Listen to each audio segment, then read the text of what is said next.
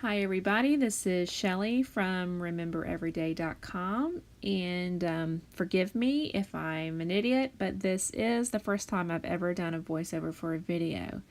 In today's video, I'm going to be creating the Traveler's Notebook insert that I've decided to use as a mini book for the July project for the create your own or buy your own kit thing that Gina and I have been trying.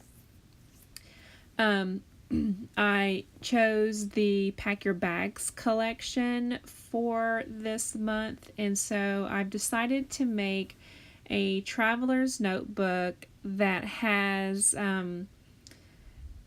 only girls' trips that I've been on, and that's pretty much all of my vacations except for ones that I've been on with my family. I do a lot of traveling with Gina, and I have gone on a couple of other trips. And I decided to just use this kit because it had some cute girly images on the front, and just make a fun little book about those trips.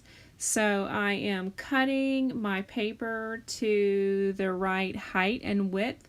The height I think is like 8 1/4. I'll have to check that.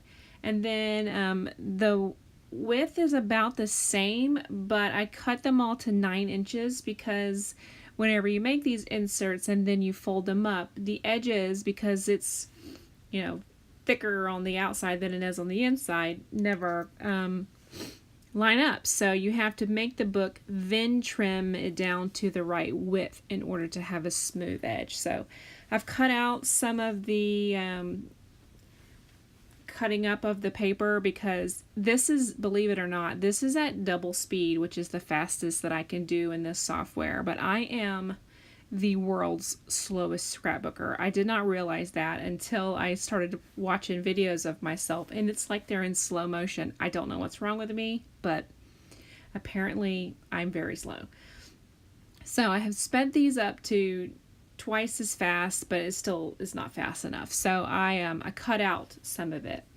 Now here I'm deciding what order to put my paper in, and I have, you'll see, one yellow piece of cardstock and 2 pieces of white cardstock that I insert in between the pages. And this is something that I learned from Heba at My Little Journal, because if not, you end up with busy cardstock next to each other that's really hard to use. So this way, each page, as you'll see that I'm flipping through, there will be a print and then a solid on each half. Now there were 1 or 2 of the papers that the back was very close to a solid, like the red one, so I went ahead and used it. There was one place where I did not insert a plain piece of cardstock.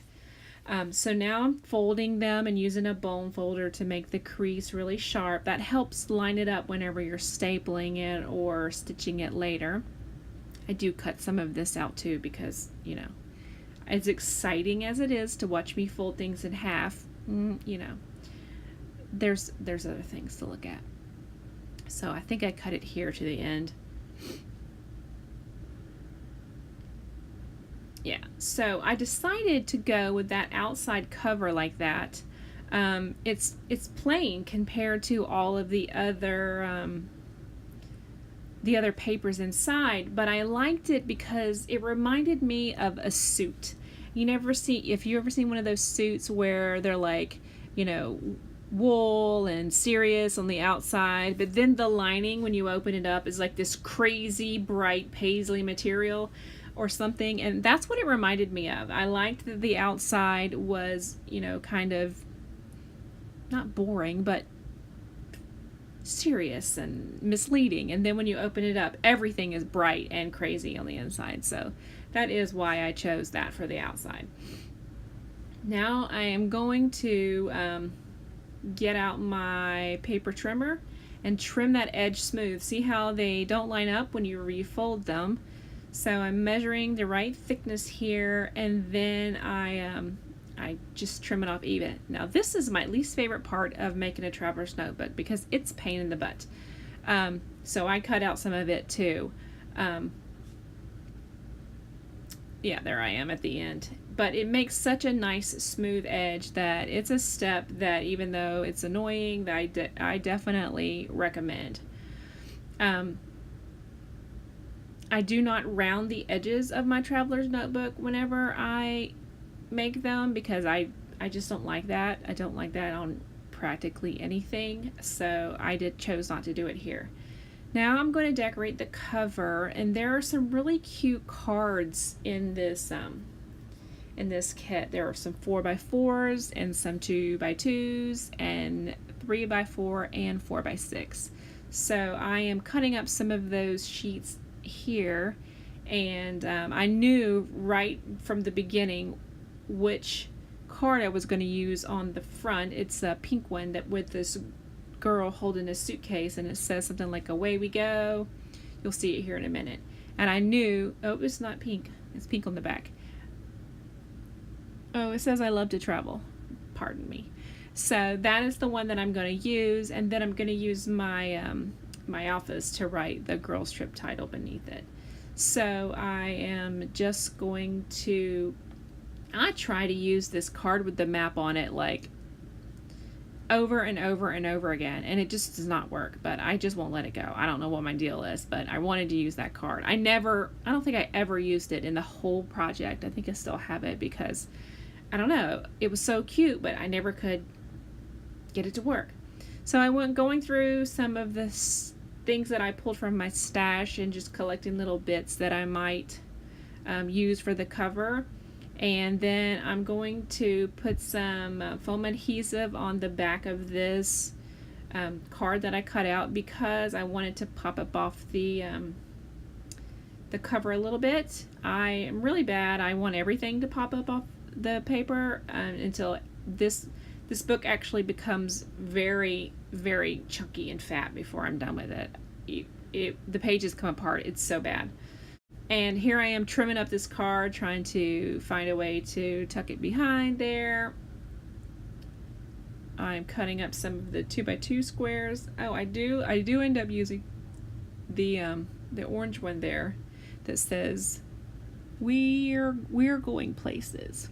I do end up using it, but not that stupid map card. And let's see.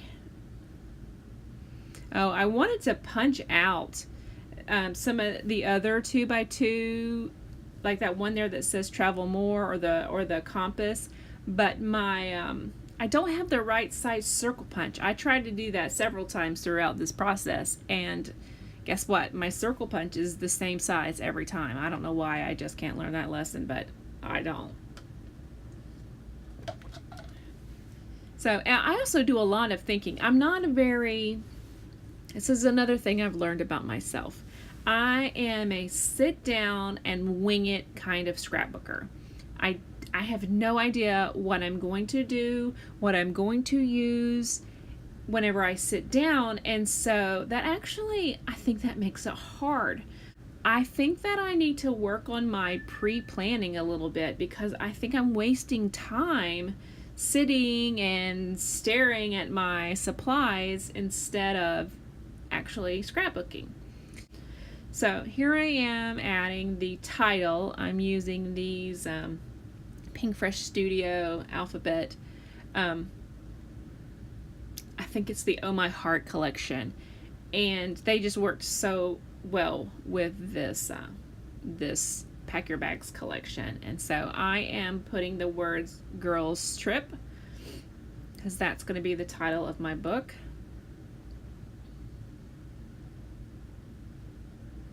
I'm going to scoot everything over here.